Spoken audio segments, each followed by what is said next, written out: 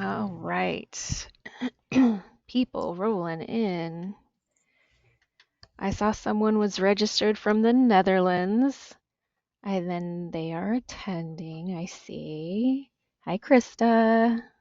Lots of colleagues on the line, lots of people that I don't know. Welcome. Okay, real quick, let me go through my spiel here. Welcome. I'm Katie from the Lighting Design Lab at Seattle City Light. And you have made it to our final webinar for the year. And we've got a topic that we have not had a presentation for you before on iron battery technologies. We haven't had any battery technology as far as I can remember for 4 years. We have Paul from ESS and Rachel from Form, the only two iron battery manufacturers that I know of in the US anyway. So we'll get to learn about this new-ish technology. I mean, it's not new, but commercially new. And I am very excited for one. We're going to have a Slido poll right at the beginning. If you've had a webinar with the Line Design Lab, you're used to this by now.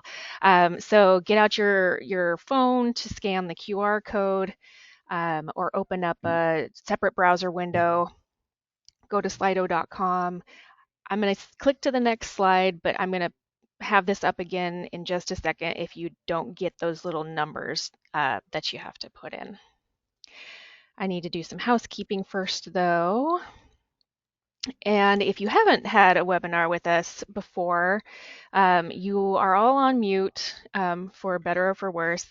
It makes the presentation go smoother, but we do want questions from you. So find the little question mark icon in your toolbar and click that open, and you can ask a question at any time. We'll get them answered for you at some point during the webinar. This is being recorded, so if you need to step away or if you love this so much that you want to share it with colleagues later, it happens so many times. It'll be available on our website within about a week. Feel free to reach out if I haven't gotten it up in a week and you're really anxious for it. And there's a survey after class. Would love to hear your thoughts on how this went. If you have ideas for future webinars or things that we could do differently. There is a chat option in GoTo, but we've disabled it. So if you see the chat icon, don't use that. It won't work. Use the questions box. And since there are so many new people on this call, I want to really quick talk about what organization I represent. So the Lighting Design Lab is a division within Seattle City Light, the electric utility for Seattle and surrounding areas. And the Lighting Design Lab was created by the Bonneville Power Administration and other Northwest utilities to fill some education needs around the new technology of fluorescent lighting way back when. And everything's gone beyond that now. So we did LEDs, we did controls. Now we've got to go to the bigger entire building technologies and beyond. So we won't be called Lighting Design Lab in the near future, name to come. Okay, to the Slido poll. I'll give you a second to get those numbers typed in. If you are doing a browser window, you go to slido.com, you have to type in 4562661 to get into Slido, and then Slido asks you for which poll are you going to take, and that is, it looks like, SEK6RH. So if you're already in there, thank you. I'm just going to give it a sec for people who need to type it in. And I can't believe it's already December. Tomorrow is Santa Claus Day, if anybody knows that. My husband is, actually, his relatives are Dutch, so he celebrated that. And what? And St. Nicholas Day, yeah. And apparently Krampus Day. Okay. So, wait, was this the first poll? I have the polls open now, and here we go. What level of familiarity do you have with battery storage? Nope.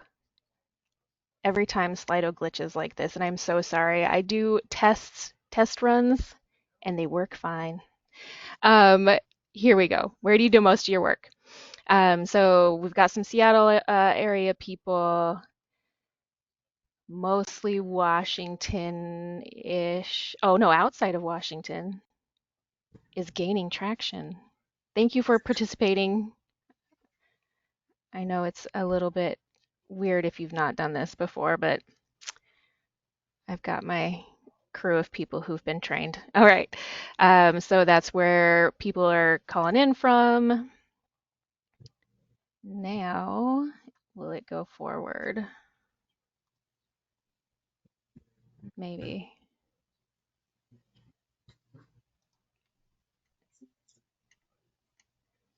Oh my gosh. We might have to abandon Slido. That's happened before too. Oh, here we go. What level of familiarity do you have? So lots of just interested people, but some people looking for solutions. Oh, we've got a researcher, and the mouse is just maybe delayed here. Some designers looking for implementation. Oh, for business. Good. Okay. Utility people, installer. All right. Thank you again. I'm going to click the mouse, see if it goes. And then I have an open-ended question of, where did you hear about this?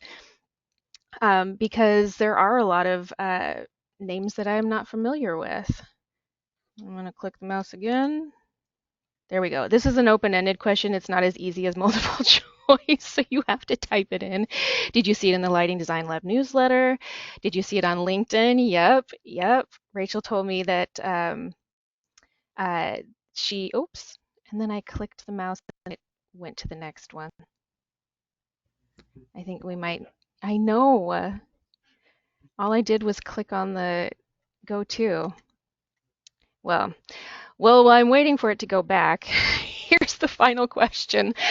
Iron is a chemical element. It has the symbol Fe and atomic number 26. It is a metal that belongs to the first transition series and group 8 of the periodic table. It is, by mass, the most common element on Earth, forming much of Earth's outer and inner core.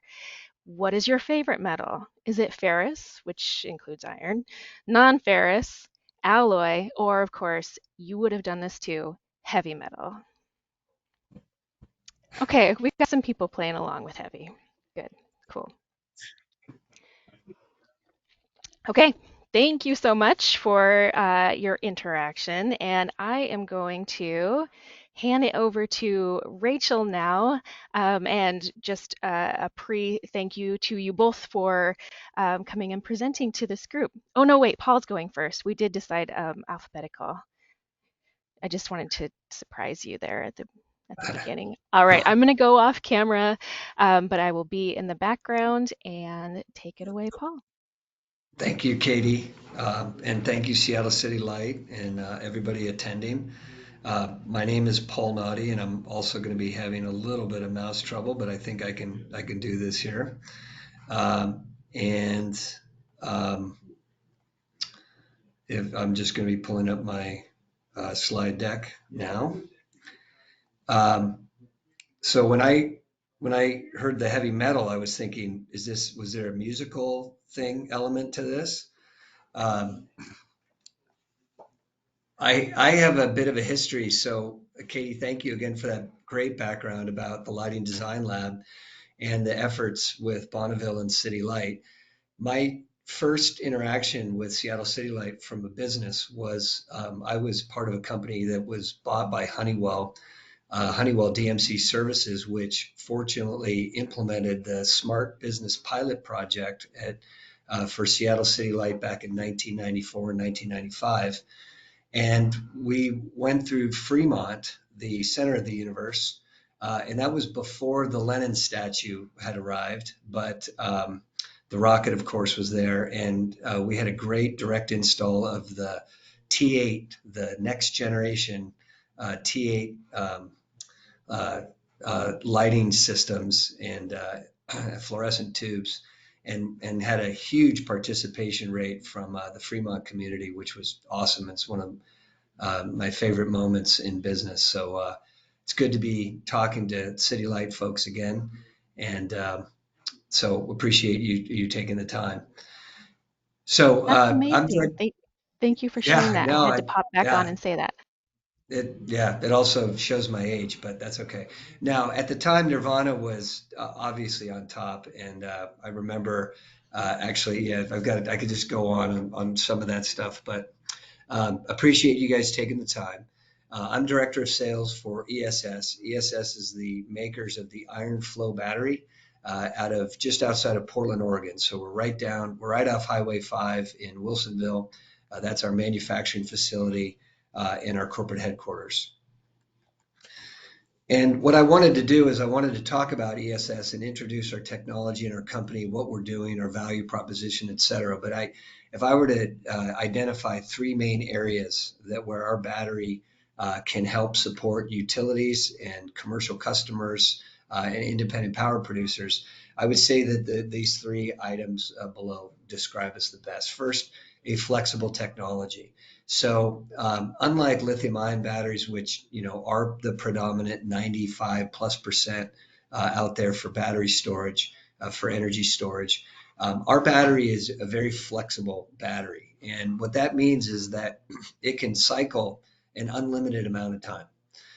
So it can cycle one time a day, it can cycle two times a day. It can do things like while it's charging up, absorbing, clean energy. If there's grid conditions, it can immediately transition to uh, going from charging to discharging and providing grid benefits. And so that opens up use cases and opportunities to be able to help support utilities. And I'll get into some of those details. But flexible battery, a battery that can provide support for peak shifting in the summer and then winter peaking, like City Light and Puget Sound, the Northwest Portland General has the same thing in the summer, in the winter time, where there's a peak at 6 a.m. to 10 a.m. due to electric heat, and then again from 3 to 9. 3 to 8 p.m. So you have two cycles in a day. So in the winter can be dual cycles, summer, etc. So a flexible battery is something that I think we're very we're very good at, and we can do. We can go from an 8 hour, 10 hour discharge rated to 50 or 100 hours in this for seasonal storage as well. We're powered by nature. Obviously, it's nice tee up. Thank you for the iron intro. I won't go into too much detail, but our electrolyte is a flow battery. It's liquid. Is comprised of iron, salt, and water. So this is a over 50% water-based electrolyte, and it's an all-natural, easily sourced. It is not toxic. There are no mining issues that come with lithium ion and human rights, et cetera, supply chain. This is easily sourced inside the United States. And then in terms of responsible and equitable, ESS has been rated as having the lowest global warming footprint of any battery storage technology from UC Irvine in California, 67% lower than lithium ion. In terms of sourcing of our materials, our battery is a truly made in America battery with over 90% of our supply chain domestic and multiple supply partners across the United States, which means that we're going to be able to provide as the LDES and all the charts talk about battery storage demand exploding in the next 20 years or even through 2030, but even beyond. We will have the supplies local, supplies easily sourced. And then in terms of additional benefits, there's a couple other things to highlight. Our battery is easy to maintain because it's not toxic. Folks who are trained HVAC technicians, or if there's wind developers or solar developers, those technicians can be trained to maintain our batteries. And why that's important is that it opens up opportunities for local workforce development. So we talk to a lot of utilities across the country that one of their biggest concerns is not like City Light. I know you guys are carbon neutral, but as they turn off coal and natural gas systems, there's great people that could be potentially at risk of losing their jobs. The ESS offers that as well in terms of having local supply chain, local folks, technical folks be able to maintain our batteries, which we're very proud of. Katie, are my slides advancing okay? Yep, they're looking good. Great. Great. So I won't spend too much time except to just indicate again, our headquarters are just outside of Portland, Oregon. The company was founded by a husband and wife team. Dr. Julia Song has been our CTO since the beginning, since the founding, and her husband Craig Evans was president initially for in the company. They started the company. They actually were looking at vanadium, but they couldn't make it work. There's too much toxicity, supply chain, et cetera, and they migrated to iron and salt water. And so the company found people go, why are you guys in Wilsonville? Why not Portland? Well, that's where they live. And that's how it started. And we're at actually a Xerox former copy plant. So we have plenty of room, and there's not a lot of copiers being made anymore here. So we've got great room to spread out. Today we occupy over 250,000 square feet, and we've got a manufacturing operation and fully automated uh, uh, build process for our key components, which is our power modules. I'll get into in a little bit of detail. The company is scaling up our manufacturing to be able to meet demand, and we're going. Our initial target is 2 gigawatt hours, which divided by a 10-hour battery is 200 megawatts per year output, and that is our initial target that we're going to be achieving before 2027. And we went public in 2021, so have that as well. Although our stock isn't doing terribly well. um, I don't want to spend too much time on some of these, except that just a brief education about longer duration. Look, why longer duration? Hey, Lithium Paul, ion real provides. quick. Yep. Sorry to interrupt. There's a little message on the slide that says go to is sharing your screen, and there's a button that Yes. says stop sharing. Can you click that hide? Then we can see all of your slides. Beautiful. Perfect. Thank Beautiful. you. How's that? Thank you. Oh, I'm so glad you didn't say someone's objecting to your ugly sweater or the bandwidth is terrible. So I'm really glad that those have not come up. So thank you. So, longer duration. Why longer duration? Lithium ion provides great 4-hour peak shifting, 2-hour peak shifting, some grid stability support. So there's a lot of benefits in lithium ion batteries, of course. But as we look at the peak demand and the load profiles as more renewables come on, the need for longer and longer duration storage goes up. So the need for 8 to 12 hours every day is going to increase. The need for, as Forum will talk about, the 100 hours is going to go up. And so all of these longer duration batteries and technologies are going to be able to start providing niches to support the overall clean energy adoption. ESS fundamentally focuses on the 8 to 12-hour daily because we believe that there's such significant value in being able to support that.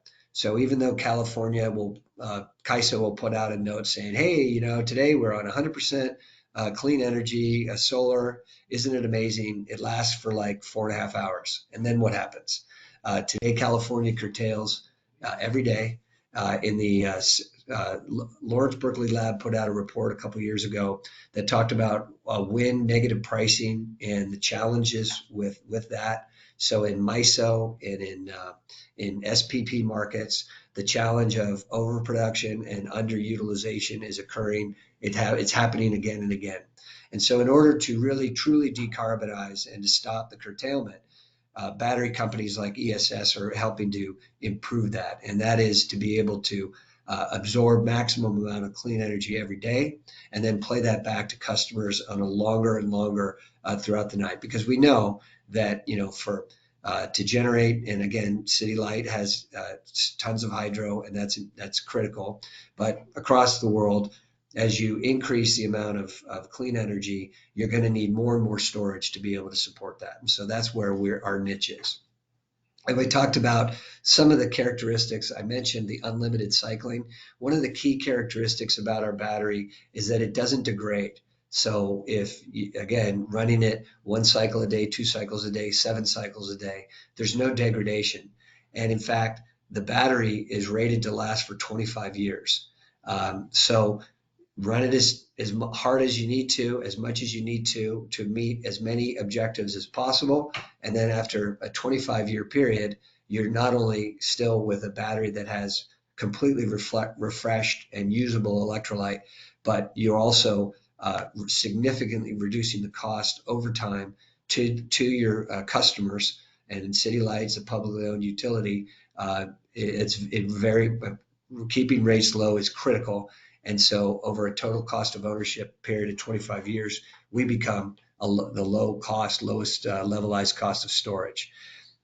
So I mentioned the power on demand, which is, again, the cycles that you need or the utility would need, and it can vary throughout the year, it can vary throughout the month, vary over time.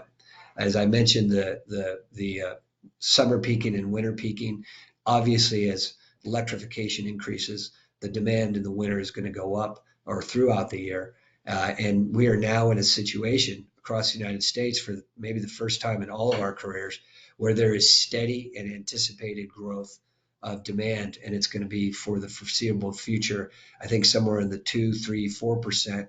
I keep seeing again and again of load growth that is affecting all utilities with electrification, especially, and the fact that we've done a ton of energy efficiency, and those gains are still coming, but they're not as much as there were in the 90s and the early 2000s.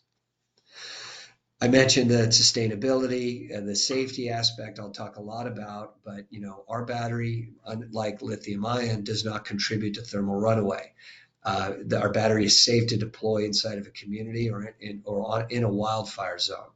And so that means, again, it opens up the opportunity for more use cases. So one of my favorites that we talk with our customers about all the time is the non-wires alternative, which is inside the distribution circuit, where utilities are plagued in general, everywhere across the country, we've got to upgrade from 12 to 34 or 3 to 12, et cetera, a kV. And, that takes years to do. There's the long lead time equipment plague that we have. There's the cost, and non-wires alternatives offer a lower cost capital defrayment, again, benefit to the customers, and you can actually solve problems more effectively. So an example I use and I hear a lot is I've got a customer who wants to build out their EV charging fleet, but we don't have power, and it's going to cost a ton, and it's going to take 3 years, and it's going to take a rate case. Our batteries can come in, they can go inside the distribution circuit at the ideal location, 1 megawatt, half a megawatt, 3 megawatts, and be able to provide grid-tied services where when there's plenty of power, there's not significant demand, the battery fills up. And then during the critical demand, peak time, constrained time, then it becomes a grid asset. And that not only helps every day for those customers that want the new power, but also in the event of an emergency to provide resiliency. And while Seattle doesn't have extreme weather all the time, like Portland, it can get super hot in the summertime and it can get super cold occasionally. So having a level of resiliency, of course, is critical in every part of the United States, and nobody needs a lecture on that. You guys know more than anyone how important it is to deliver reliable power. That's what you do every single day. I love this slide only because it moves the iron salt water, but that's kind of our thing. I wanted to now talk about how the battery works and what it is, and not spend too much time on it, but to give you a basic overview. So there's 3 areas that I want to talk about that are core to ESS's technology, and then really just talk about the rest of the battery. Because we have where it's a mechanical battery, it's got a lot of moving pieces and parts. It is pumping lots of liquid all the time.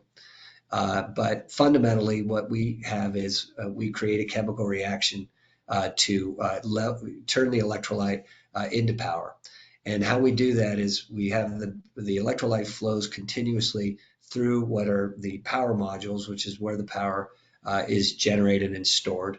The electrolyte will flow through, and during a charge cycle, we'll be plating iron onto our power modules, these individual membranes that will actually collect and turn the liquid iron into solid.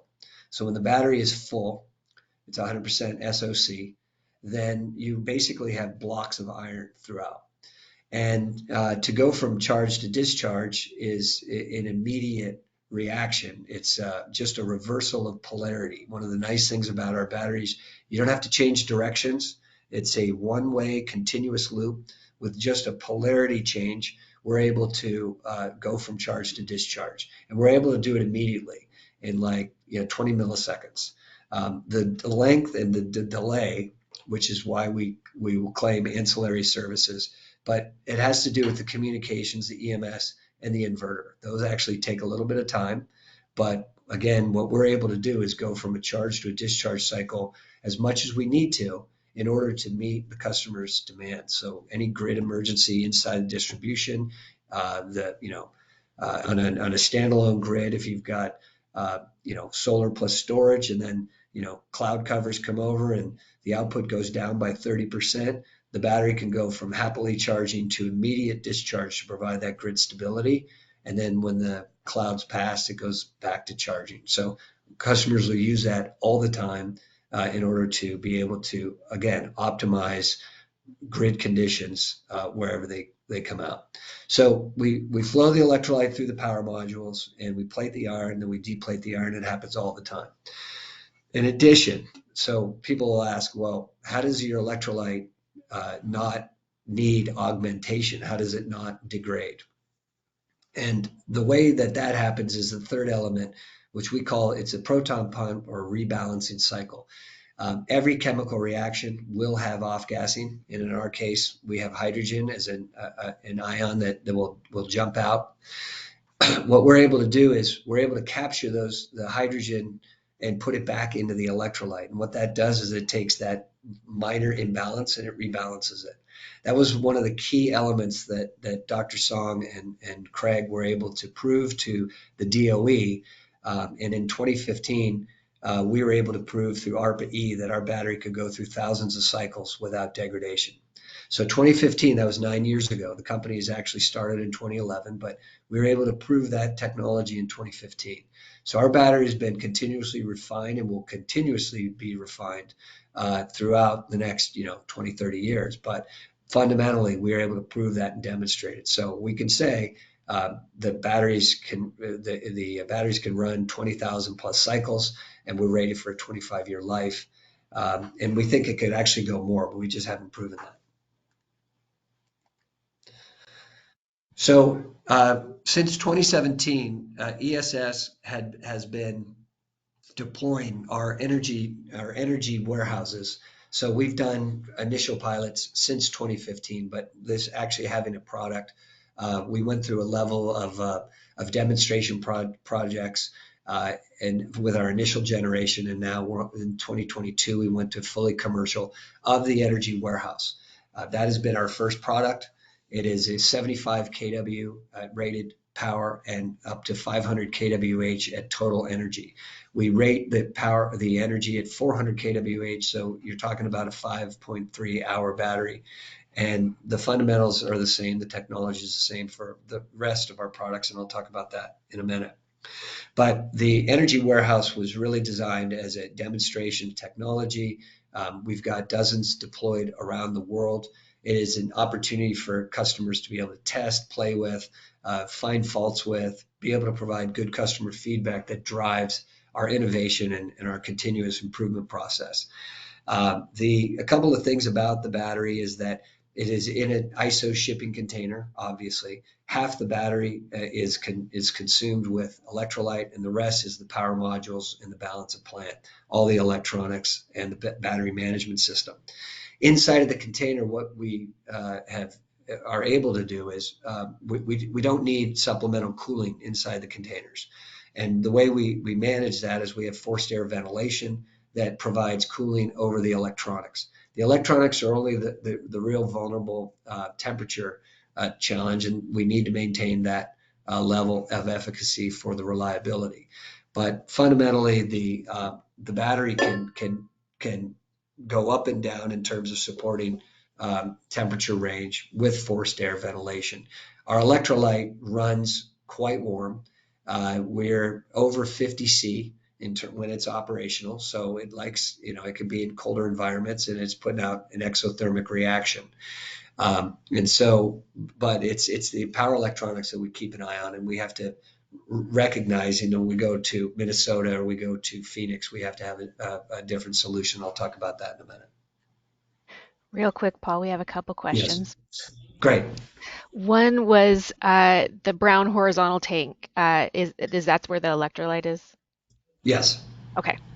And then how do you dispose of them after 25 years or when they expire? Are there any hazards to consider? Great question. So after 25 years, the electrolyte is reusable. So our plan would be to propose taking that electrolyte, transporting it to the next site, and then being able to operate the battery, another battery. So we have customers, for example, who have asked for, and I mentioned that non-wires alternative. Maybe they only need a battery at one location for 5 years. And can ESS pop in some batteries to be able to support that one feeder? And then after 5 years, we got the upgrade. Can we move it somewhere else? So the Energy Warehouse and then the other product that I'll get to, they're very portable. They're easy to deploy. And so we can have a situation where you can have a contract with a customer, and you can move the batteries multiple times. But fundamentally, the electrolyte is as good as new, and we would repurpose it. So when we think about decommissioning, let's say after 25 years, because the product it's highly recyclable. There's a lot of metals that can be just standard off the shelf, variable speed drives and pumps, actuators. There's electronics that can be recycled. There's PVC plumbing that can be recycled, but the electrolyte can be reused. So we don't want to throw it away. But I will say this: the electrolyte it is considered, because it is acidic, it does fall into the hazardous classification via EPA. However, it is easily neutralized. So it gets to a little bit below 2 pH when it's in operation. But in order to turn that into neutral, you could just use bicarbonate soda. And even we recommend crushed limestone underneath the pads when we deploy the batteries. So in case there is any spill, it's easily neutralized on site. And then that then does not have to be removed as a hazardous waste. So we're sensitive to the fact that there's a lot of liquid, and we don't want that in the groundwater, et cetera, of course. But we have strategies to be able to both neutralize any spill. We have secondary containment that we recommend, and we provide for our next product set.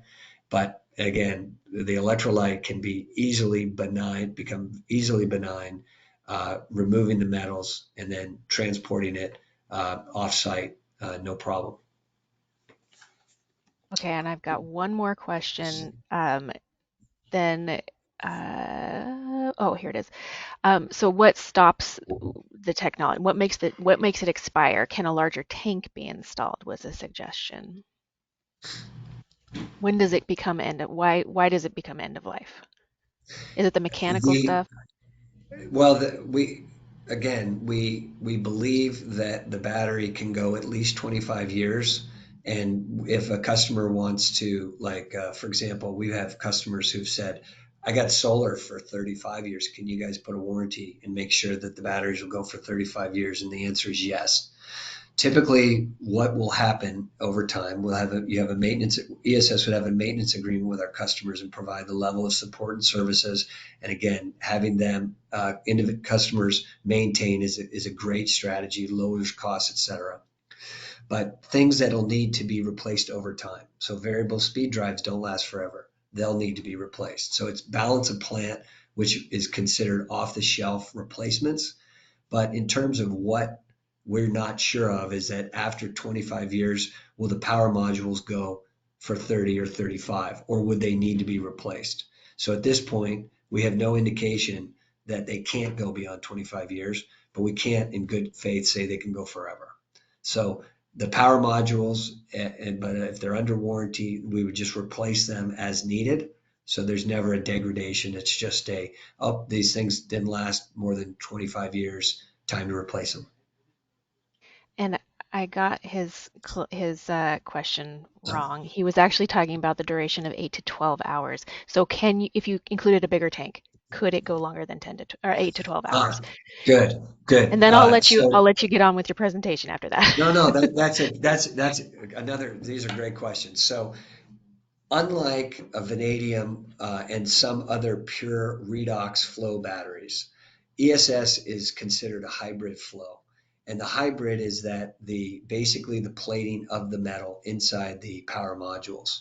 So that is a little bit of a unique that makes it a hybrid um, a flow battery.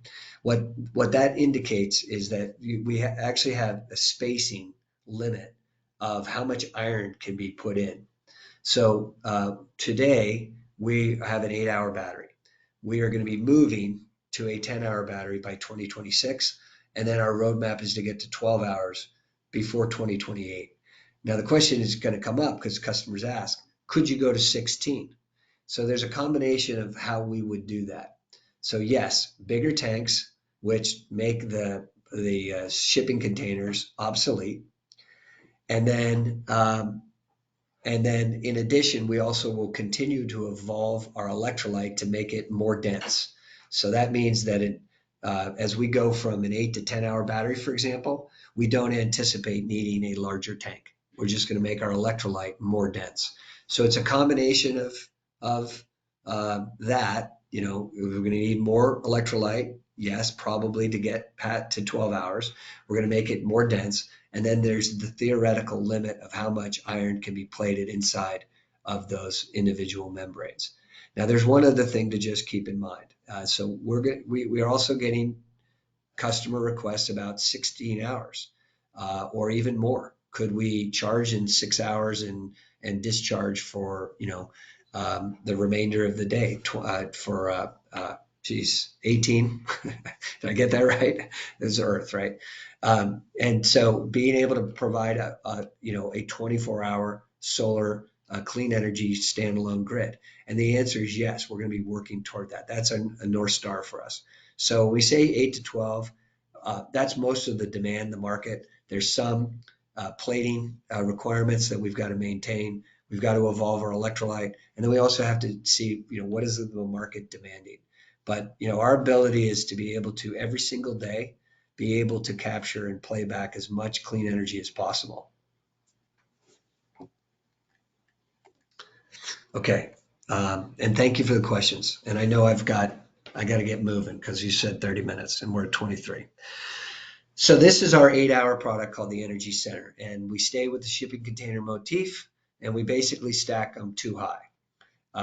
This is a megawatt scale battery, and we are now producing. We actually have two outside of our facility operating for Portland General Electric for the next 2 years, and we're starting to commercially ship late this year to a couple of key customers. As you can see, the technology is exactly the same. It's just configured differently. So power modules and balance of plant on top, and then the electrolyte and some of the pumps on below. We do build in secondary containment. I wanted to mention that to say that it is customers have asked for it. And so inside of the lower shipping container is secondary containment, which will reduce in case of even a catastrophic spill, which we don't anticipate because we built our tanks and the pressure to ensure that that doesn't happen. But in the event that it does, there is secondary containment. So that reduces any spill impacts to the ground. Oh, and just details on this. It's 145 kW, 8 hours, and these can be daisy chained to ensure up to a megawatt. So we just put them together in terms of the customer demand.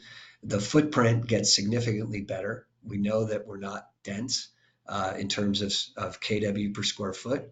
So, but this helps provide an energy center. We can get up to 50 megawatt hours per acre over 6 megawatts, 50 megawatt hours per acre. But then you say, well, that's still a limit. And if you went to 25 megawatts for us, would you really put all those shipping containers together? That seems like a lot. And so the answer is no, we wouldn't. We have another path to do that, and that is basically getting outside of the containers to scale, because the demand that we see are 50, 100 megawatts, even a 200 megawatt plant we've seen with some customers or more. So it's the scale is really going to be enormous. So how is ESS going to be able to support that?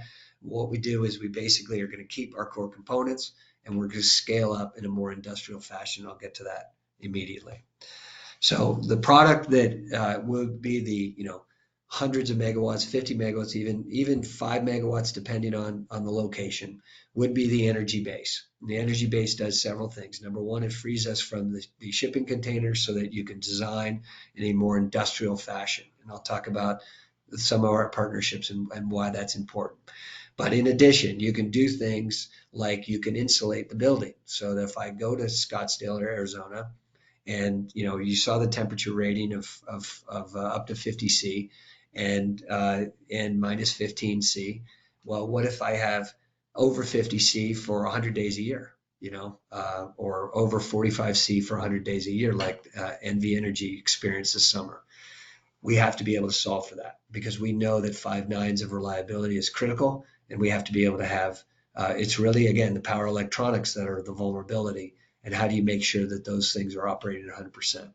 So the energy base creates an enclosure that will support the all of the requirements, the battery, the electrolyte, and any of the HVAC that's needed. But we look at different configurations, and I don't have time to go through all of them, but there are some configurations where the battery is going to be outside of the building.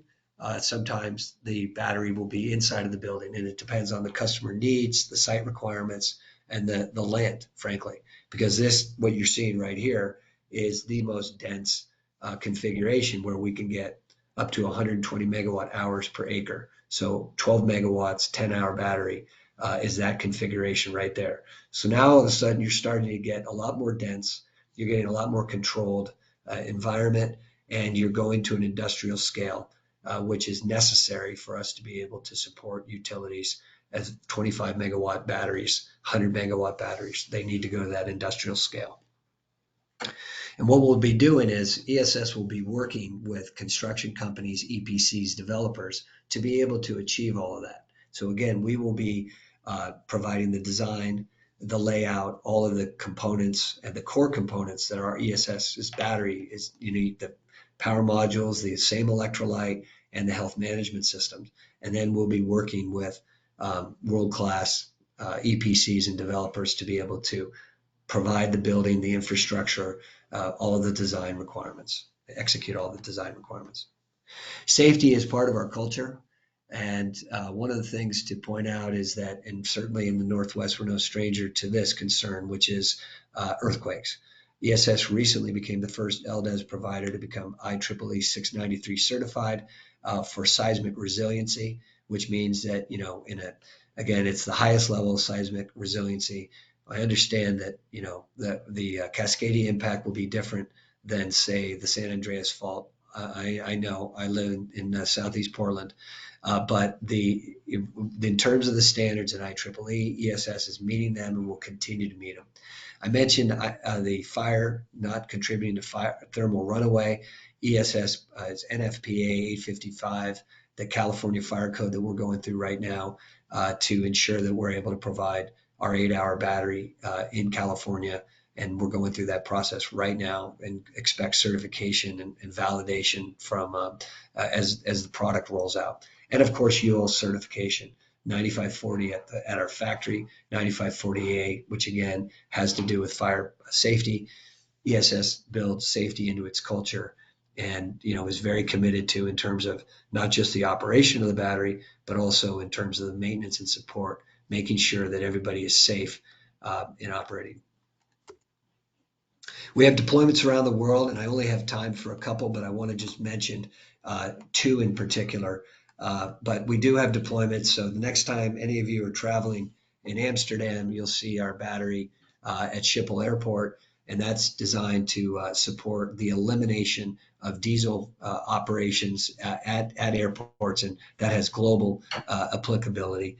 But I want to talk to, in particular, Sacramento Municipal, one of your sister publicly owned utilities, SMUD, and has committed to zero carbon by 2030, and will be uh, turning off base load energy starting, I think, next year is their target. ESS formed a strategic partnership with SMUD to provide 200 megawatts, 2 gigawatt hours by 2028. And in addition, we're doing other things such as creating a center of excellence, according to what Paul Lau, their CEO, dubbed, which is going to be educational training at Sac State and Los Rios Community College to help train and provide education curriculum for green tech jobs of the future. And that's one of the aspects. We're also going to be deploying an assembly facility down in Sacramento. So Sacramento is going to become a center in terms of California, and they think the West Coast for next generation battery technology. And then finally, well, just quickly, LEAG Germany, this will be a third, and I'll go quickly. LEAG Germany in Eastern Germany will be deploying our first energy base. They're actually going to be getting to 100% green base load. They're a coal company. So they started mining coal, then they started making electricity, which is a good use of coal. And now they're turning all of that off by 2035 and replacing it with green energy. And their configuration will be wind, plus solar, plus lithium ion, plus ESS 10-hour batteries that will allow them to get to 100% clean energy. And so our first demonstration, our first project will actually be a 50 megawatt energy base, and that's expected to go live by 2027. And this is the one I wanted to close with, which is Honeywell's the partnership in 2023. Honeywell not only became an investor, well, what I also learned was they were trying to make their own iron flow battery, but they weren't successful. And so they basically collaborated with ESS to promote and support our batteries for their customers globally. So they became a global sales channel and an investor. But I think most importantly, what Honeywell is bringing is a joint collaboration, joint development relationship where we're going to be working with their world-class engineers in industrial design to be able to facilitate and make our battery world-class with everything from an industrial design, because they build industrial applications, big systems. And so we're super excited about that collaboration because it means we're going to be getting better. And so that was probably the most exciting partnership that we had in 2023. So I'm going to close with that and say thank you very much. I hope I didn't go too much over time, but I'm happy to take additional questions afterwards and then provide my contact information, or City Light can provide my contact information, and I'm happy to follow up with any of you with additional questions. Thank you. Thank you, Paul. That was great. And we've just got one more question that I want to get done. I'm going to combine these two, and then we'll get to Rachel. And it is, I'm gonna phrase it this way. How do these systems compare cost-wise to the other types of storage batteries that we're seeing deployed? Ours is free. No, I'm kidding. Um, We'll take one. So, so a couple of things. One is we are really at the beginning of a 10-year cost down curve. Our plan is before the end of the decade, we're going to be on par with lithium ion in terms of that overall capex cost and levelized cost of storage. We know that we've got to get to the moonshot level or close to the DOE's target for LDES storage, and I want to say it's on levelized cost of storage of about 5 cents a kilowatt hour. But today, obviously, we're a little bit more expensive. Scale, deployments, and additional technology innovations are going to be driving those costs down. So our CEO and the company are doing several things. One is both improving quality and cost down, eliminating components. We've had just on the energy warehouse, for example, over the last 3 or 4 years, we've taken out almost half of the parts inside of the battery. So, you do that by these types of innovations and learnings and deployments and different revolutions of the product. So, today uh, we're more expensive than lithium ion on an 8 hour and a 10-hour system. But one of the things that help us, we've actually been validated having a total cost of ownership that is lower over 25 years than lithium ion today. And that comes with a couple of things that obviously we benefit from. The investment tax credit that is available. Batteries are eligible for a 30% tax credit, which even City Light, for example, you get a direct pay, so you don't have to be a taxpayer in order to benefit. But ESS gets an additional 10% for being a domestically produced battery. And that extra 10% helps us become more competitive.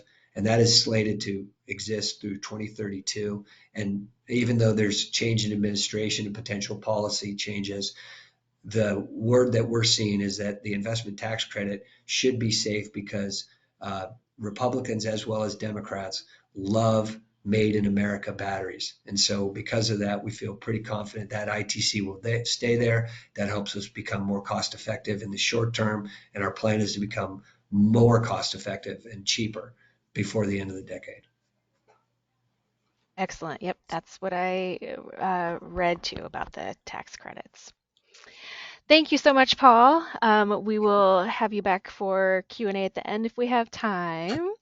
And then let's turn it over to Rachel. Did you find the share? There we go. All right. All right. Thank you so much, everyone, for having me. My name is Rachel Wilson, and I manage strategy and market development at Forum Energy, which is a sub team within the broader analytics team. I do have a couple of natural breaks in this deck for questions, so I can pause there, but please do feel free to put your questions in the chat, and at any point, I'm happy to answer those. So a quick introduction to Forum Energy. We are a company that's about 7 years old at this point. We were formed by a number of folks that had experience in energy storage. You can see that list here, but a number of Forum employees came from Tesla, and then we have some other storage companies that are represented here on this list. We are still a startup, but are about 900 employees strong at this point. We have 4 offices across the country. Our Somerville, Massachusetts facility is where we do our subscale testing. So we have a bunch of tiny batteries sitting in Tupperware containers that are on test in the lab. In Berkeley, California is where we look at full-scale cells. Pittsburgh, Pennsylvania is where we do test manufacturing. And then we have recently opened our first factory, Form Factory 1, in Weirton, West Virginia. And I have a slide on this a bit later, but we're currently doing pilot production at the moment and are scheduled to start actual production of megawatts of our battery in the first quarter of 2025. We are venture funded at this point. We recently completed our Series F. So we have about $1.2 billion in venture capital funding from a number of different investors, many of which you see here. But most recently, this list includes GE. So we are very excited to partner with them. Obviously, they are an industry veteran and bring a lot of expertise to the companies that they invest in. Forum's first product is a 100-hour battery that operates on the principle of reversible rest. So in contrast to ESS, which is iron flow, Forum produces an iron air battery. And you can see at kind of the base level, the principle is very simple. We start with metallic iron. We take oxygen into the battery that releases an electron and discharges the battery while that metallic iron is being converted to rest. To charge the battery, we just do the opposite. We force oxygen out. That battery sucks those electrons back in, and it can convert back to metallic iron. This technology is not new. It was first developed in the 1970s by NASA, but it was intended at that time for mobile applications. As you can imagine, it didn't really take off at that point because iron is very heavy. And so for things that you want to move around, it's not a great use of this particular technology. But for things that you want to put in a shipping container and leave in the ground for a decade or more, it actually works very well. You've heard some of the benefits of iron, but our inputs are very simple and very cheap. We use iron, we use air, and we use water. So these commodities are plentiful across the globe. It allows us to come in at about 1/10 of the cost of lithium ion batteries.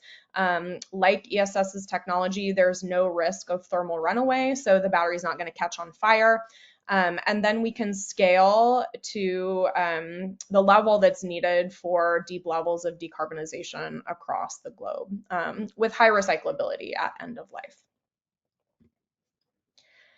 So I wanted to just highlight the difference, and I will use the term multi-day storage to talk about Forum's iron air battery and kind of that general asset class. And what I mean by that is that this is a type of storage that can discharge continuously over multiple days. So one of the advantages that Forum has is that we have just a very large reservoir of very cheap energy. And so you can see how that compares to a 4-hour lithium ion battery or a 12-hour flow battery that we've included as an example here. So the ability to just store, the same amount of power, but over 100 hours of continuous energy supply really does bring our cost per kilowatt hour down and allows us to kind of achieve those cost effectiveness versus other technologies. This is, I presented a kind of simple diagram. This is what the battery looks like in real life as we go from the electrode level to the enclosure. So you can see here we've got our discharge air cathode that is sitting between the iron anodes and charge cathodes. This is what makes up our electrode. Many of those go together to form a cell once that cell is kind of placed in an aqueous electrolyte. Many cells together form our module, and then the modules fit together in this shipping container, which is our enclosure. To answer a question that might be coming, we can fit approximately 3 megawatts per acre. So on a power basis, we don't quite have the same density that lithium ion has, but on an energy basis, obviously we would be much more dense just due to our longer duration. There's a lot on this slide, so I'll kind of start and move from left to right. Over here on the left, you can see Form Factory 1.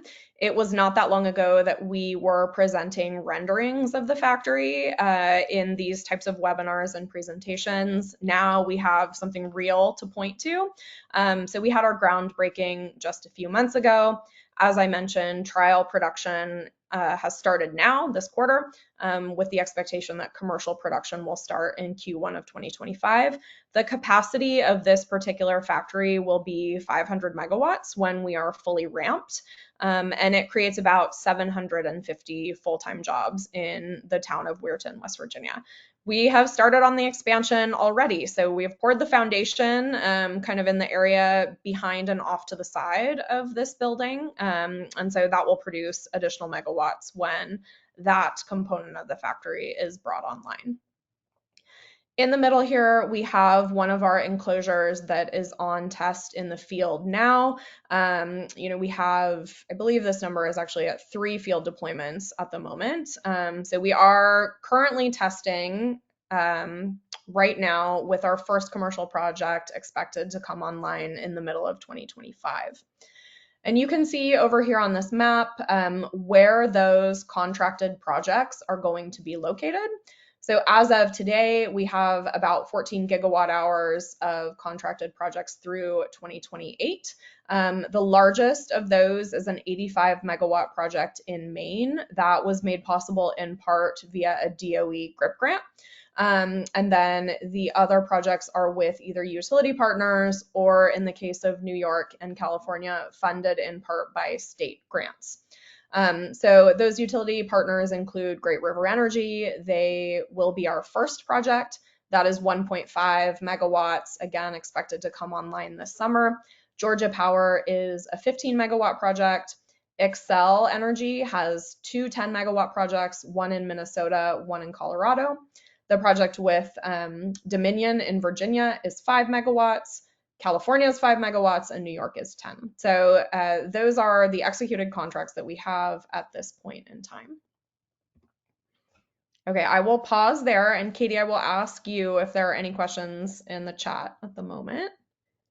And if not, Yes. okay, great. Yep, just one real quick. What's the design life of this battery of your guys's? So this particular battery, our Gen 1 product, the life is about 15 years.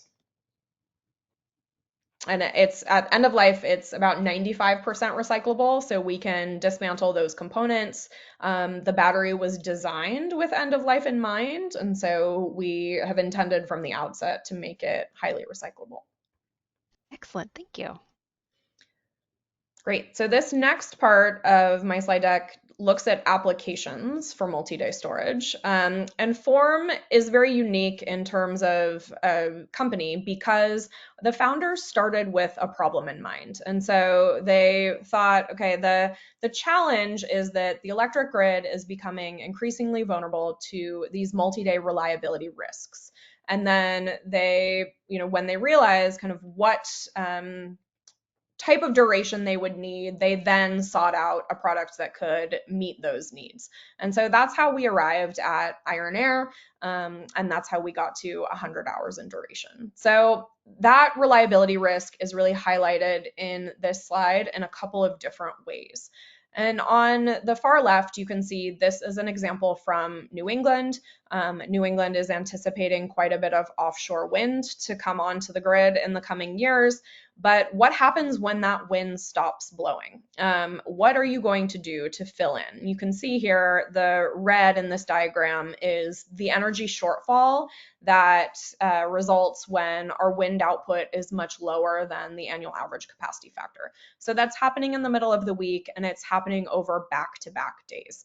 So we do need something that can fill in over this multi-day period. In the middle, this is an example from the West Coast, and the need here looks quite a bit different. We have a fairly high solar penetration, and one of the great things about solar is that it is fairly consistent from day to day. You know kind of which hours the sun will be shining in, and we get that output fairly reliably over the course of the year. However, when the sun goes down, you can see here that we're experiencing an energy shortfall from starting in the evening hours and flowing through until the morning on back-to-back days across a single week. And so this is, fine for a shorter duration battery to meet as long as there is excess energy in the system to recharge. If you do not have that excess energy that's happening in this case, you would need something that is capable of dispatching over the entirety of this week without needing to recharge. So that would be where a 100-hour battery would come into play. And then over here on the right is an example that we are all very familiar with. This is Winter Storm Uri in Texas, and there were extreme weather events that led to a number of generator outages and created this huge energy shortfall over multiple days. So in looking at all of these examples, Form's founders really were thinking about the type of product that can discharge for multiple days without needing to recharge, meeting these reliability needs of the grid. So there are a couple of different applications. When we think about long duration storage, we often think about high levels of decarbonization. And so we hear a lot, I don't have enough renewables on my system for this to make sense for me today. But there are actually a lot of ways in which longer duration storage and multi-day storage in particular makes sense for customers today. And the first one that I'm going to talk about is as part of a least cost portfolio. Many of the utilities in the United States do an integrated resource planning exercise.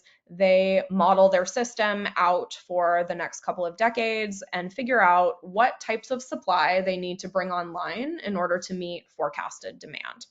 So you can see that we have modeled a sample utility here. We've got the years 2027 to 2040. And multi-day storage starts to be built in this resource portfolio in 2030. We've got 170 megawatts coming online as part of the resource portfolio. And that is growing over time fairly dramatically between 2030 and 2035. And as we are adding more multi-day storage to the system, we're realizing total cost savings. So as part of a least cost portfolio, multi-day storage makes a lot of sense. And over here on the right, you can see why that is so. Essentially, with the longer duration, we are able to avoid building other substitute resources. So in this case, we're avoiding quite a bit of lithium ion build. And then we're making more efficient use of the renewables that we have on the system. So taking energy that otherwise would have been curtailed and just shifting that out over time across days, weeks, and seasons. So in that way, we're avoiding, building these extra resources by making better use of the ones that we have. We're also avoiding some portion of thermal operations in this example, and also avoiding some imports from neighboring utilities. So when you take all of these avoided costs and add in the capital cost of our multi-day storage asset, we end up with this blue bar over here on the right, which is the net value of Iron Air to this particular system. And in this case, it's about $271 million a year in total portfolio cost savings.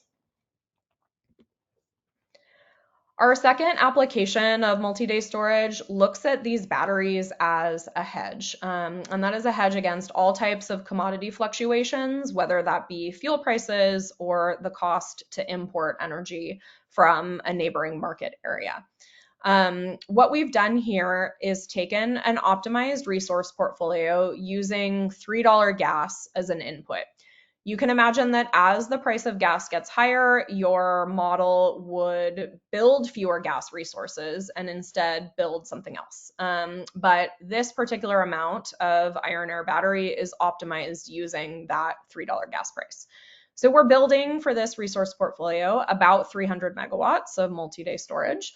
And when you dispatch that portfolio using that $3 gas price, you get the curve that is on the top part of the right-hand set of charts. So you can see that we're getting quite a bit of thermal generation. Our solar is producing daily, and our wind is producing according to the weather patterns of this particular year. Lithium ion is filling in every day during these peak hours when the solar is going offline, and we have a very tiny bit of multi-day storage that's dispatching kind of right before the January 4th hash mark. If for some reason there were a gas price shock and gas prices spiked, in this case we've modeled $23 per MMBTU, the system wants to avoid using thermal resources to the extent that it can. And so it takes energy from other periods and it shifts it to this winter week when we see gas prices rising higher. And we have now in this bottom chart, multi-day storage dispatching across all of the days of the week to the extent that it is able over this period. So we're reducing the thermal generation that otherwise would have been produced and saving this particular utility almost $5 million in fuel costs over the course of this week. So the ability of multi-day storage to act as a hedge on the system is a valuable application for utility customers, particularly during these types of weather events that cause commodity prices to rise. Our third application, and we heard a little bit about this in the previous presentation, is as a non-wires alternative or looking to optimize transmission on a system where it might be constrained. So in this particular example, we've looked at two, not really portfolios, but two nodes behind which we've got a wind generator. And on the left-hand side, this case does not include multi-day storage. You can see in the red, we're getting quite a bit of curtailment here because we're limited by the amount of capacity on the transmission line. moving a little bit forward, in this week, in this white space, the wind dies down and we have quite a bit of underutilized transmission capacity. If you stick a battery behind this congested node, you're able to even that out in a way that makes it more profitable for the renewable generator that's sitting behind this node. So on the right-hand side, you can see that our battery is capturing some of this excess wind energy. There's a portion that's still being curtailed, but by and large, we're capturing a pretty substantial portion. And then we're shifting that energy to the remainder of the week, filling in during that previous period of underutilized capacity. So we're now kind of hitting the extent of our line, and in doing so, we're increasing the revenues at this wind farm, in this example, by about 39%. And then lastly, we're hearing a lot about data centers and new data center load that's coming onto the system. Many of these folks that are building these data centers have pretty strict renewable targets. And so they are looking for 24/7 clean, firm energy. There are a number of ways that one might get to that. You can see on the right-hand side, we've got a couple of examples: nuclear, geothermal, and gas with CCS. These may be challenging to scale or to build prior to 2030. Some of these may be geographically constrained, and then maybe non-zero carbon. But if you look at those examples on the right-hand side that are available today and would meet this 24/7 kind of clean goal, the combination of multi-day storage plus lithium ion plus renewables is going to give you the cheapest firm clean product that you can get today. So for these 24/7 types of applications, multi-day storage can enable that hourly matching much more cost effectively than you could do with different types of resources. Um, Lithium ion batteries are intended to cycle every day. They charge during periods when prices are low and they discharge during periods when prices are high. So they are doing daily energy arbitrage. Form's operations look considerably different for its iron ore battery. We are primarily intended to be a reliability asset, so meant to fill in to provide energy to the grid during times of need. And this particular slide shows the state of charge of the battery over the course of the year. And you can see here that we are doing a couple of things. There are these long periods of kind of general charging during what we call the shoulder seasons, so the spring and the fall, when electric loads tend to be fairly low. And so we have some excess renewable energy on the system. So we are slowly building up kind of a steady state of charge over the course of these shoulder seasons, and discharging during our peak seasons, the summer and the winter, when we're experiencing these weather-related reliability risks. Loads are much higher, and we need something to contribute to the system over multiple days. So you can see in July and February these long periods of discharge. So this is what we call seasonal energy shifting. In the other hours of the year, you can see our state of charge plot zigs and zags quite a bit. So doing these smaller bursts of charging and discharging. So during these hours, we are supporting, multi-day renewable lulls. We're filling in during 8 to 12-hour cycles to support load that looks a lot like that California example that I showed kind of in the beginning, and shifting energy in smaller amounts. It is challenging to look at this chart and see, or to guess exactly how many cycles Form's battery is performing over the course of the year. The way to do that is really to add up total number of hours charging, total number of hours discharging, and to basically do the calculation. But in general, we're completing about, or we could do about 13 cycles a year. So again, that looks dramatically different from lithium ion, which is going to do 365 cycles a year. We do not see ourselves as a replacement for lithium ion, but believe that the two are meant to operate together as complementary types of assets because they're generally serving different purposes to a utility and to a grid. And that goes for these mid-duration batteries in the 8 to 12 hour space as well.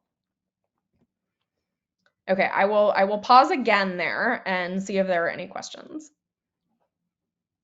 Yep, we have several. Okay. So, really quick, if you, let's see, where did it go? From EMEA. Um, are you going to talk more about like the operating conditions, the temp, pressurized oxygen, pH, I or don't do have you? that in my slide content Okay. today. You'll note that some of our early stage projects are in Minnesota and Colorado, so places that can get very cold. Form's battery is rated down to -40 C, and I believe the upper bound on the temperature is 50 C. So fairly wide range and can absolutely operate under cold conditions. The other numbers I don't have off the top of my head, so I would need to go back and get an answer to those. Okay. And then does Form have anything rated less than 100 hours? Do you have little mini batteries? We do not. Our current product, our first product, is fixed at 100 hours in duration. That said, Form intends to be a multi-product company, and so there may be storage technologies of other durations on the horizon. And then, um, what was the next one? Well, there was one for me. Oh, this was the last one.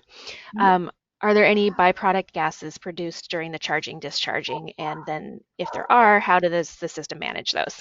There is some amount of hydrogen actually that is produced during the process, and it's essentially sucked out, via vacuum of the system. And you can vent it. It's so small that it can just be vented externally, or one could capture it if that happened to be economic. It's not Okay, enough to take and run in a retrofitted gas turbine by any means. thank you. Mhm. All right, so these are my last two slides, and Forum has done a number of different regional analyses looking at the potential for clean, firm, multi-day resources to fill in various regional resource portfolios. And so I thought I would share the Pacific Northwest study because we're dealing primarily with a Pacific Northwest audience. That study is available in full on Forum's website, and I'm happy to send out a link to anyone who is interested. But we essentially looked at the Pacific Northwest region, so 4-state region, in the year 2030. And we said, if we offer these clean, firm technologies to our model, which is called Formware, do they get picked up in any kind of substantial amount? And so we looked at two different scenarios, I'll call them. So, one in which investment in new gas is allowed in the region, and you can see that on the right-hand side of this bar chart. And then the second set of scenarios is only zero carbon investments are allowed going forward. And within those two scenarios, we looked at two different cases, one that allows all storage types to be selected, and then an alternative case that limits the model to short duration technologies only. And so by that, I mean 4-hour lithium ion batteries. Because the region is so dependent on the amazing set of hydro resources that flow across these northwestern states, we had to look at 100 different possible combinations of hydro conditions, weather, technology. So we modeled a lot of scenarios here, and we kind of aggregated them as a whole to present these summary results. But what we found across scenarios is that there are at least 3 gigawatts of multi-day storage that are part of the least cost resource portfolio in the Pacific Northwest. For this particular weather year shown on this chart, you can see that it is a little bit more than that in each of these scenarios. It's about 5.3 gigawatts in the zero carbon scenario, and then 3.9 gigawatts in the new gas investment scenario. The number varies depending on whether we're looking at a wet or a dry hydro year, with the model actually wanting more multi-day storage in those wet years because you have so much excess hydro that the model would like to capture and then discharge kind of during those summer months. But on average, it's about 3 gigawatts. And when we allow the model to pick up this multi-day storage, it is avoiding, like I said, the builds of other resources. So in this case, we have avoided solar, some avoided wind, and some avoided lithium ion in each of these cases. And so on an average basis, we're realizing savings of about 2.8%, or and that's per year, but if you look at it on a net present value basis, it's about $800 million. So multi-day storage in particular is a useful resource in the Pacific Northwest because of this ability to pair with existing hydro and make better use of that energy across different seasons of the year. Okay, so this is a very complicated chart, but basically what we are looking at is the ability of multi-day storage to support the grid during weather-driven events. And so what we've done here is you can see on the y-axis, we're looking at hour of the day, so going from 0 to 24. So you can think of every kind of line as a day of the year, and we're plotting 365 days. The green components are when the battery is discharging, the number of megawatts that it is discharging, and the darker the green, the more megawatts. The brown shows when the battery is charging, and again, the darker the brown, the more charging that's happening. We've highlighted a couple of things on this particular chart. You can see in the springtime, we have a very large block of dark brown. So this is excess hydro runoff that's being produced in the spring season.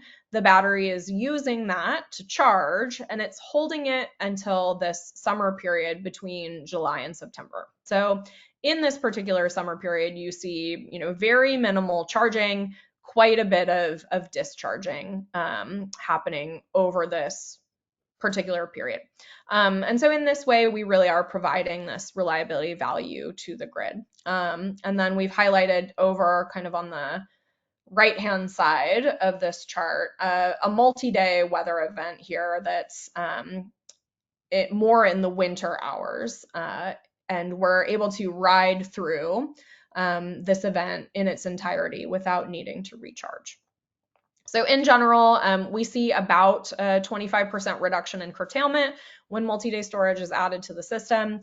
We are getting an emissions reduction of about 3 to 5% for 2030 compared to other scenarios. And then we're reducing our reliance on imports as well as natural gas generation in these dry hydro years. I've seen quite a few headlines about emissions spike, because of dry hydro when we have to rely on gas generators to fill in. So multi-day storage is able to avoid a portion of that gas generation that would otherwise be called upon.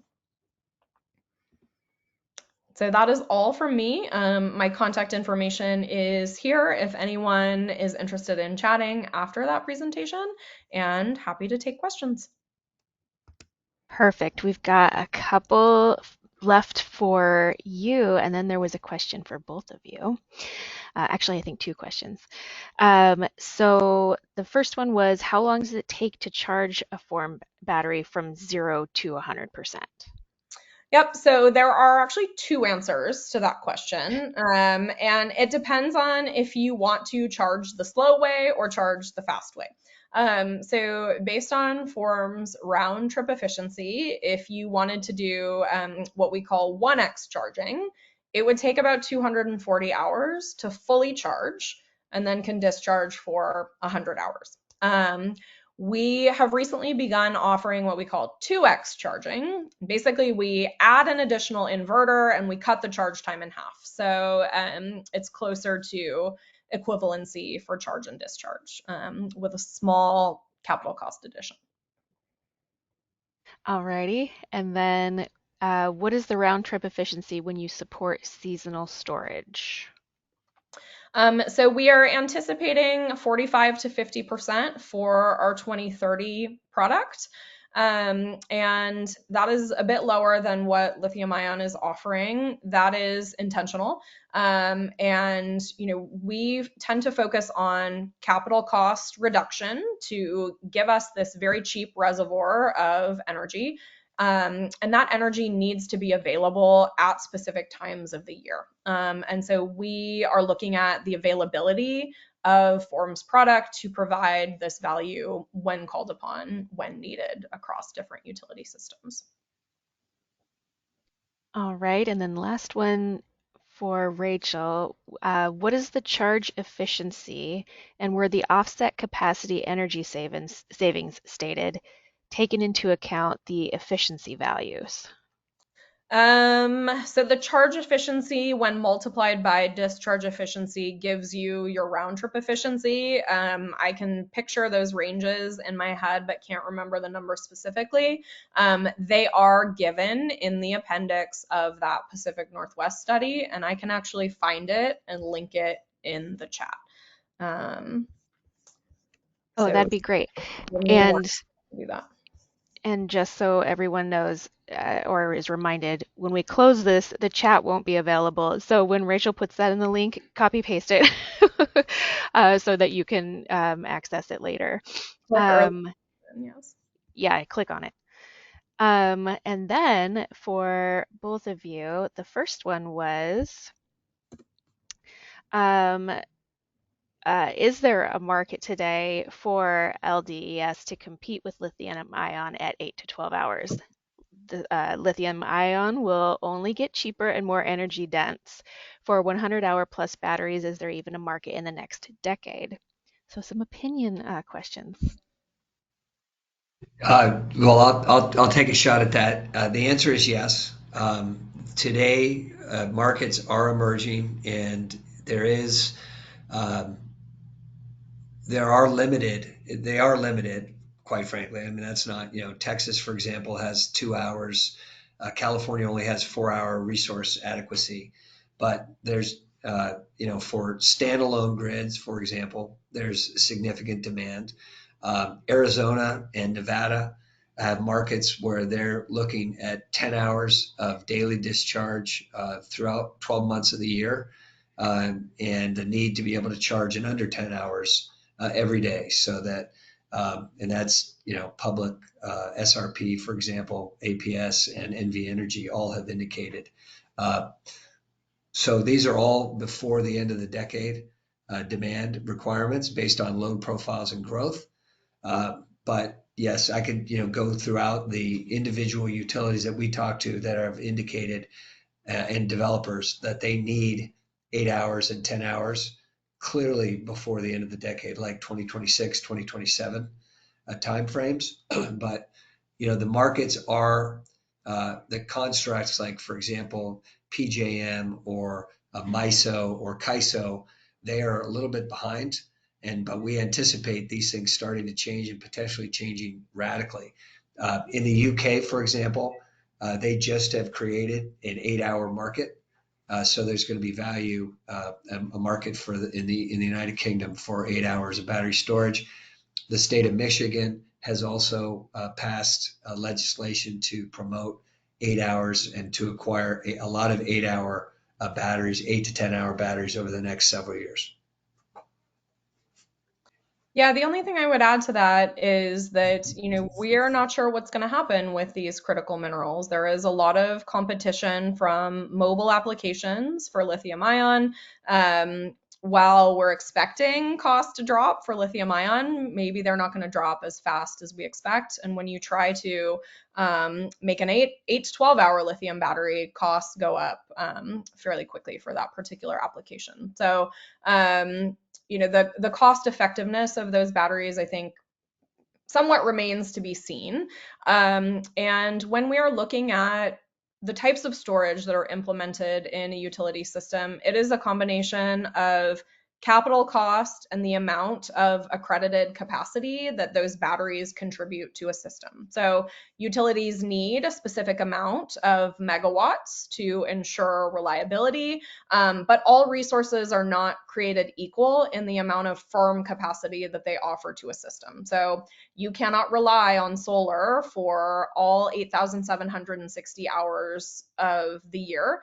So that resource gets some smaller amount of accredited capacity. And those volumes drop off over time as we're adding more of these resources to the system. And this is a very kind of wonky technical modeling application. But essentially, what we see is that 4 hour, 8 hour lithium ion loses its capacity value the more you put into the system.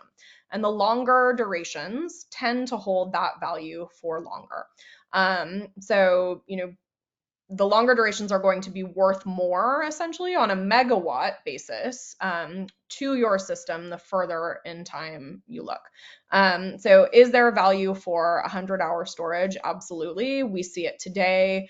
We are essentially a replacement for gas peaking applications. So in those instances where folks need the type of reliability provided by a gas peaker, but would prefer it to be carbon free, would prefer something that they can build in 18 months versus something that takes 2 to 3 years. That is kind of the interest that we're seeing now for iron air batteries, in addition to those kind of transmission congestion applications that both Paul and I mentioned.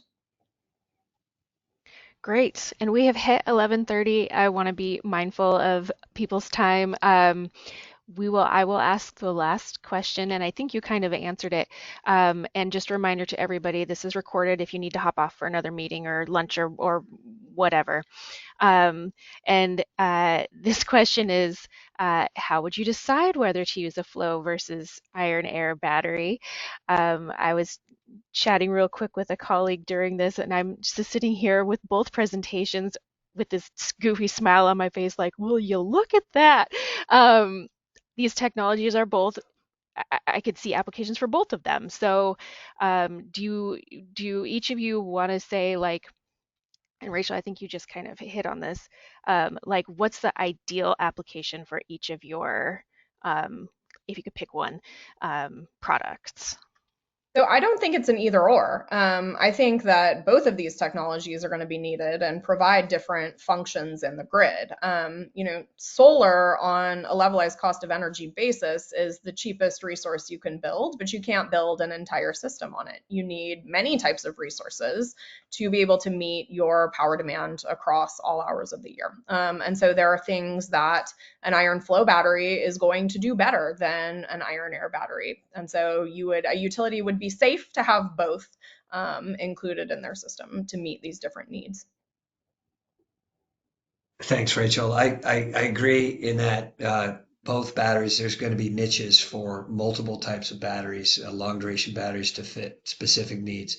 One thing I would say is that in an emergency, our battery can be derated to actually provide as many hours as is needed, or at least a certain capacity of the energy capacity derated over the amount of hours. So our battery could actually go from 10 hours in the summer and provide seasonal storage in the winter if that was necessary.